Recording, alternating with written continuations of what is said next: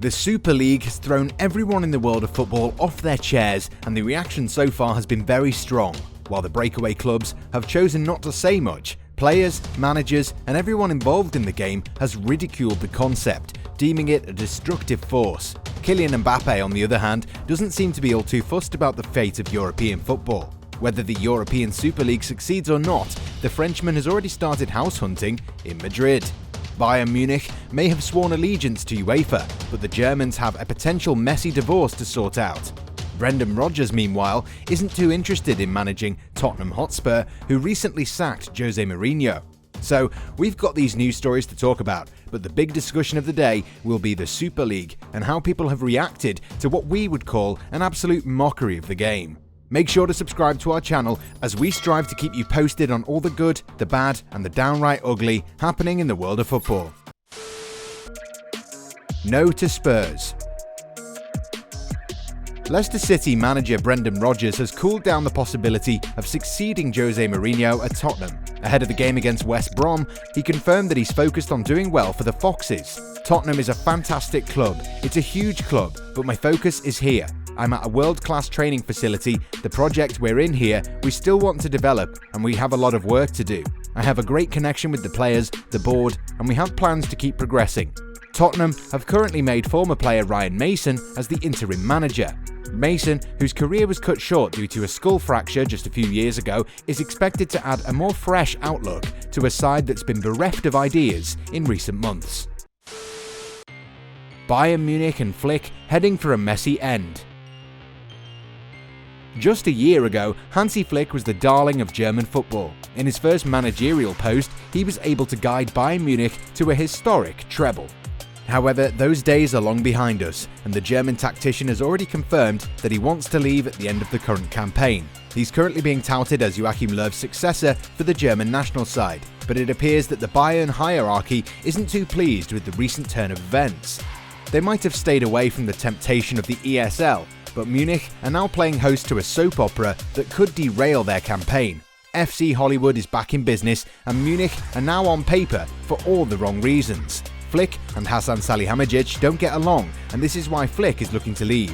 He was meant to be the caretaker for the Bavarians, as they found a permanent successor to Niko Kovac. But his start at the Allianz Arena was so impressive that he agreed to a 3-year permanent deal despite his own desire to remain for a single season.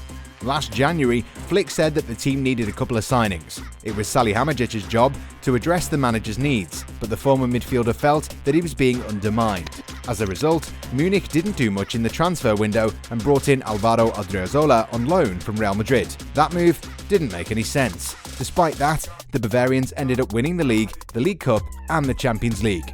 Flick wanted Timo Werner, and the striker joined Chelsea. If that wasn't enough, Bayern Munich ended up letting go of David Alaba and Jerome Boateng. Both men will be free agents soon, and Flick wasn't impressed by his bosses. Having achieved everything possible in such a short time at Bayern, and without the support he demands from the club's sporting director, Flick decided that it was time to move on. Bayern Munich are once again morphing back into FC Hollywood, and the coming months are bound to be extremely taxing. House hunt in Madrid begins. Kylian Mbappe looks more and more likely to leave Paris Saint-Germain at the end of the current campaign, and Real Madrid are favourites to land the striker's signature. The youngster has never given any indication that he wants to extend his stay at Parc des Princes. The player's head has definitely been turned, and even though his performance levels haven't gone down, the France international is already making preparations for life in Spain. According to the European media, the 22-year-old has already started house hunting in Madrid, with a member of his entourage looking to find a suitable residence. Mbappe is not going to have a hard time settling in Spain since he speaks perfect Spanish and is also eager to link up with boyhood idol Zinedine Zidane. Although prominent figures in Paris are confident that the youngster will stay on, we get the feeling that the Parisians are already lining up possible replacements. The European Super League controversy. Right, so the European Super League has created a massive outrage among all those involved in the game at some capacity. The so-called Revolutionary Football League is going to make the top 12 clubs in Europe financially even more strong than they are. However, the league's announcement hasn't gone down well with UEFA, FIFA, and the other domestic football federations. So, Why aren't they happy with the ESL?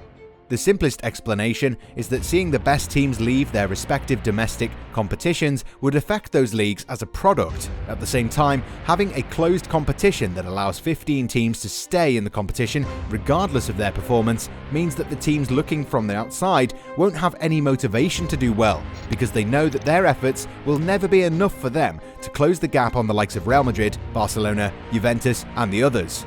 What a competition like ESL does is that it doesn't ruin competition, it effectively ends it. For anyone who's a football purist, seeing something like that happening is a sickening blow to say the least. As football fans, we live for those moments when a team stuck at the bottom of the league ends up beating a soon-to-be champion in their home ground.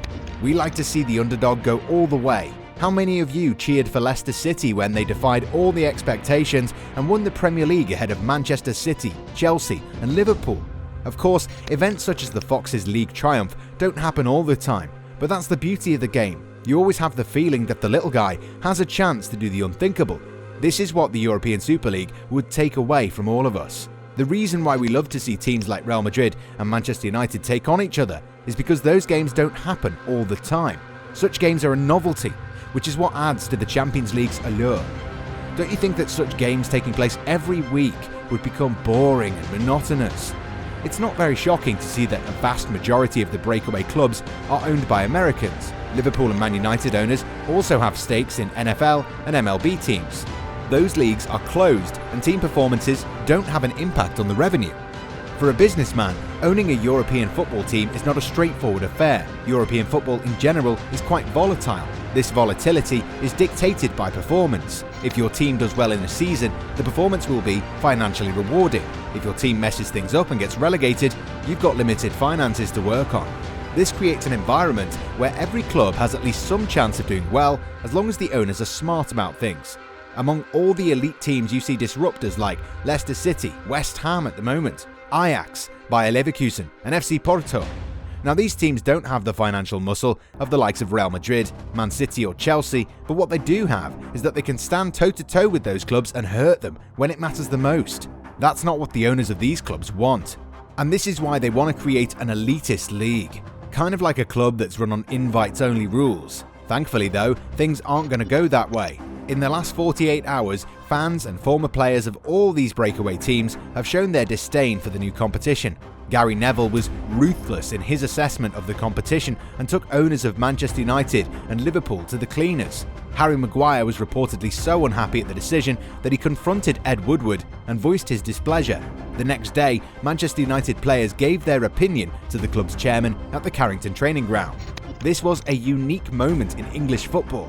Fans of clubs that hate each other on principle were standing together in solidarity, and they staged protests in front of stadia all around the country. At the time of writing, we can report that club owners have started crumbling under the external pressure. Chelsea were the first club to withdraw from the competition, and the Londoners were soon followed by Manchester City, whose captain Kevin De Bruyne was critical of the modalities of the competition and spoke about how such initiatives are going to kill competition. According to reports, Barcelona, Atletico Madrid and AC Milan have also withdrawn from the competition. In the aftermath of all this, Manchester United chairman Ed Woodward resigned from his post at the club, something that's likely to change everything, although he's not going to step down until the end of 2021, according to reports. There's also some reports that Andrea Agnelli could resign as the president of Juventus after the collapse of the whole project. At the same time, UEFA is reportedly working with another investment fund in order to counter the menace of the European Super League. All these breakaway teams actually want a bigger piece of the pie, but abandoning a century of history isn't the answer. Such a move is not only going to kill competition, but it will also suck the soul out of the game that we love so much. The last few days have been very overwhelming for everybody.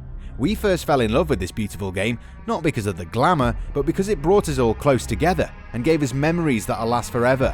These owners, or if you want to call them it, soulless billionaires, conspired to take away something that's very dear to us. A lot of people who follow the game are working people, and they work twice as hard as anyone else just to get by. Football is one of the only coping mechanisms for a lot of people.